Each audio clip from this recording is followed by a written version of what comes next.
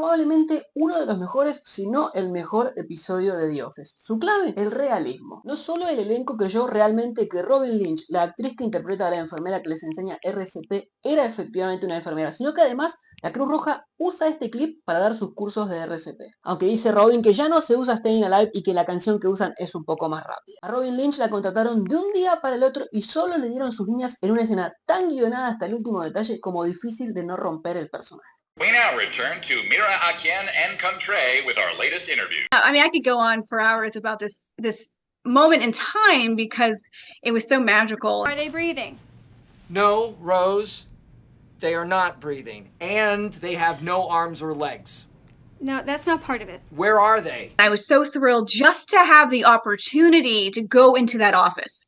And, you know, my job was to go in there with this script, and I had 15 pages of dialogue, and just go ahead and knock it out of the park and just connect with that agency. Because you're like, wow, if I could just do a great job for them, you never know what they'll call me back for.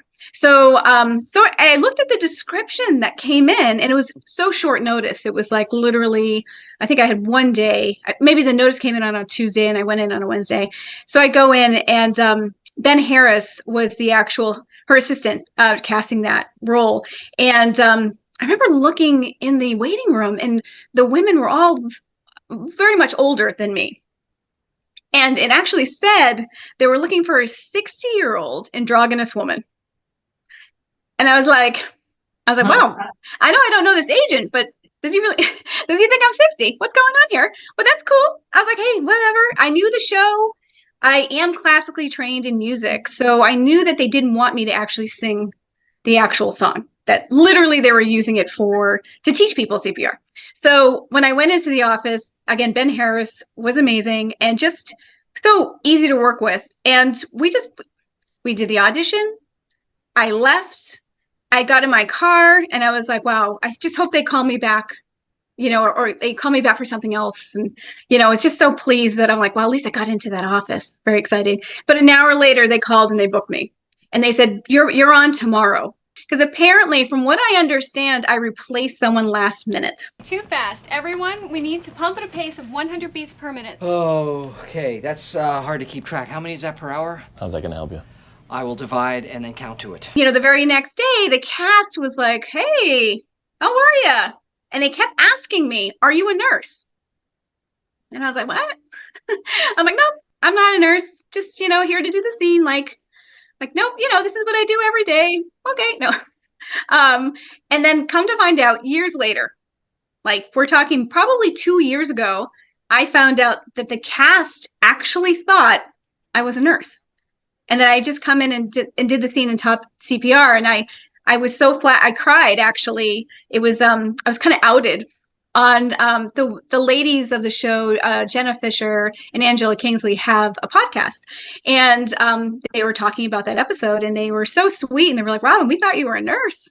They're like, give us a call. And I'm like, as an actor, that's like the biggest compliment you could ever get. I cried. I literally was crying. I was like, oh my God, this is huge that they would ever think that I actually was an actual nurse. At that time, I wasn't even CPR certified. And how much CPR did you know before this zero? Big fat zero. Literally, I'm kind of a germaphobe. I don't like touching anyone. I am certified now. So after the pandemic, I did get certified because I was like, you know, I should probably know how to do this. Yeah. And of course, as soon as I went to the training, they showed my episode. and me doing CPR, and of course we all start, you know, talking about it. But so I am CPR certified now, but not before. A good trick is to pump to the tune of Staying Alive by the Bee Gees. Do you know that song? Yes, I do. I love that song. First I was afraid, I was petrified. I mean, yeah, I learned from the song. Now apparently it's faster. The song is faster than Staying Alive by the Bee Gees, which my friend just told me the other day because she just did the class, and she said, oh, you know, it's faster now and you don't give actual mouth to mouth. I'm like, okay. So it's always changing. What does the song mean for you now, or what happens when you listen to that song now? You know, it's funny. I have this weird little thing when I'm in my car, I'm driving, or I hear it playing on my Pandora. I always think, oh, I'm right where I need to be. It's Staying alive, Okay. Yes, staying yeah. alive. You were in the parking lot earlier. That's how I know you. There were so many things happening when that scene ended. So where were you looking at, or who were you looking at? Because you have Mindy Kaling dancing, you have Steve Carell singing, you have Helms singing. So Yeah. where were you looking at, and how did you do to not laugh? Well, it's important to remember the type of show it was. So that typical show, it's like a documentary style comedy. So I just got the one direction from Jeffrey Blitz saying, remember, Robin, you need to look in the camera and have a moment. What's going on? I was like, oh yeah, great. And that was it. We did one take of that look of me looking into the camera being like, what's going on? So it was just so well orchestrated, and everyone had the space and support to really just be in the moment, and that's great comedy. My whole scene, nothing was improv. Everything was on the script. Because you can think that it was improvised because of the way that everybody reacts. It's like there's no way that you like. I don't know how many times you did that scene, for instance. You know what? I have to tell you, it was very. We did a rehearsal.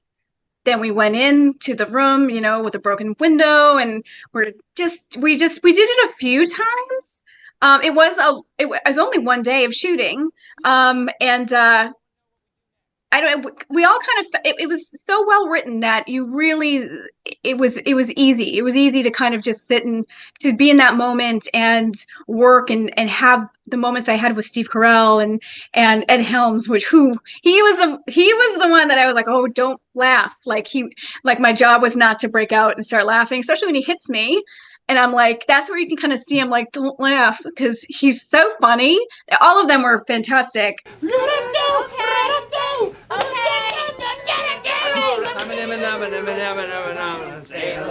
Staying alive. Tell me about seeing Rainn Wilson with that face on. How was all that?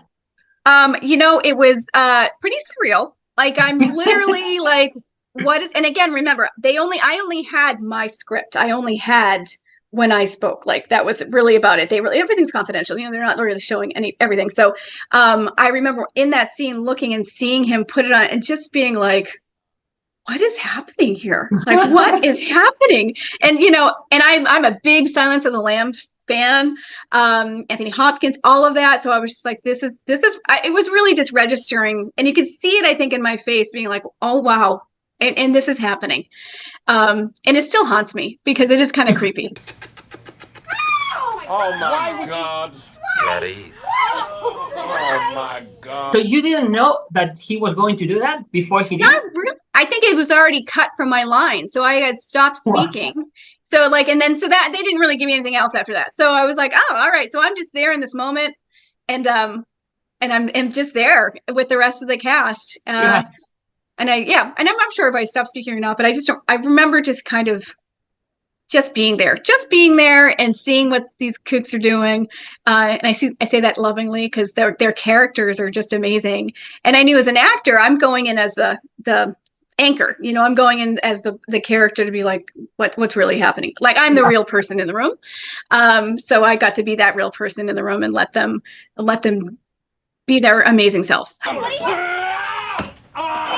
We search for the organs. Where's the heart? The precious heart. For me to walk on set and just, be with these amazing cast members and talent and the script, it was such a moment of, like, it was so surreal, and it was I always call it a nugget of gold because it just keeps giving. I often would kid around and say, we're not saving lives. We're having fun. We're telling stories, but that episode actually saved a few lives.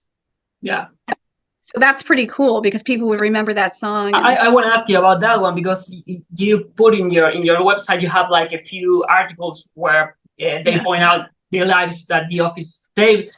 What do you know about that? Like, what kind of situations were saved because of this episode? Well, there was a squirrel. There was a squirrel involved in a college campus in which, and we were connected on Facebook, rather on Instagram, because I was so like, oh, that's so great. And of course, it's such good good news, which we all need more of. And then, of course, there was a gentleman in Arizona, and that was featured. That was featured all over the news that he had saw someone having a heart attack and was able to remember the song and save his life.